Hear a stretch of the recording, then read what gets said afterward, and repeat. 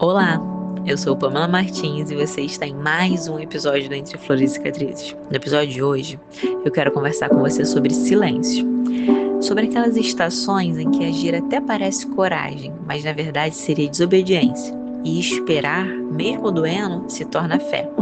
Esse episódio é para quem está cansado de decidir sozinho, para quem vive sob pressão, para quem lidera, sustenta, resolve e dá conta de tudo, mas sente que Deus está pedindo algo diferente. Confiança sem barulho. Então respira fundo e vem comigo caminhar por esse texto. Porque nem sempre coragem é agir. Às vezes, coragem é ficar. Ficar em silêncio quando o impulso grita, ficar quieto quando o ego pede resposta, ficar firme quando o coração quer provas. E eu aprendi, não de forma teórica, mas prática, que a força que sustenta não nasce do movimento constante, mas do descanso confiante. E a Bíblia chama isso de um lugar muito específico. Lá em Isaías 30:15 ela diz: "No sossego e na confiança estaria a vossa força." E durante muito tempo eu confundi fé com movimento. Eu achava que se eu não estivesse decidindo, resolvendo, respondendo, agindo, então Deus também não estava fazendo nada. Mas a maturidade espiritual me ensinou algo libertador e desconfortável ao mesmo tempo. Existem estações em que agir é ansiedade disfarçada de coragem. E foi no silêncio que Deus começou a me curar nessa área. E eu entendi que silêncio não é ausência, silêncio é governo.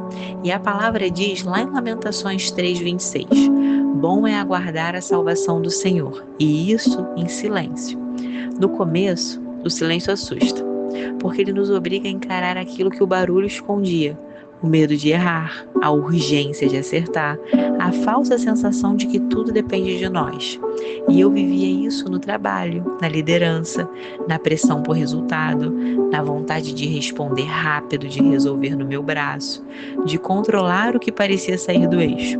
Mas a Bíblia é clara, lá em Provérbios 18:13.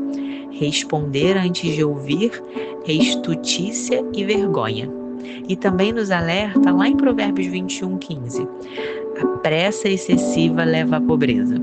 E esperar nesses momentos não é fraqueza, é estratégia espiritual. Jesus nunca prometeu a ausência de tempestade, ele prometeu fundamento. Lá em Mateus 7:24 ele diz: caiu a chuva, sopraram os ventos, e a casa não caiu, porque estava fundada sobre a rocha. E os ventos, eles continuam soprando, as cobranças continuam vindo, mas quem tem raiz permanece. Porque propósito não é velocidade, é direção. E eu aprendi isso na maternidade. Também aprendi como mulher, como líder, como profissional.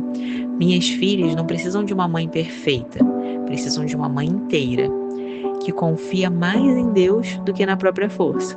O meu time não precisa de uma líder que resolve tudo sozinha. Precisa de alguém que discerne quando agir e quando confiar. Porque antes de qualquer cargo, antes de qualquer meta, o meu chamado sempre foi esse. Quanto a mim, eu e minha casa serviremos ao Senhor. Josué 24:15. E houve fases em que tudo parecia parado. Havia silêncio demais, portas fechadas, perguntas sem respostas. E eu perguntava: Deus, o que eu faço agora? Mas hoje eu entendo. Ele não queria mais uma resposta da minha parte. Ele queria entrega, ele queria confiança. Lá em 2 Coríntios 5:7 diz: andamos por fé e não por vista. E o impossível não é punição, é revelação. É Deus desmontando o altar da autossuficiência para reconstruir o altar da dependência. E eu entendi que raiz não aparece, mas sustenta. Então, se você também está vivendo esse tempo de silêncio, se você sente que está fazendo certo, mas não vê avanço, deixa eu te lembrar algo importante. Deus trabalha até quando você acha que está parado. Ele protege até quando parece atraso. E Ele forma até quando você pensa que está perdendo tempo. E talvez hoje a sua maior coragem não seja agir, seja confiar, seja esperar, seja não se abandonar. E se esse episódio falou com você, compartilha com alguém que também está cansado de tentar resolver tudo sozinho. Alguém que precisa aprender a descansar em Deus sem culpa. E se você quiser continuar caminhando por esse jardim e ler mais capítulos completos, eu te convido a acessar o meu blog, floresdascicatrizes.com. Lá toda semana nascem capítulos novos. E obrigada por caminhar comigo até aqui. Obrigada por escolher dividir comigo essa jornada e por permanecer, mesmo quando o silêncio aperta. Que Deus te abençoe e nós nos vemos no próximo episódio. Até lá!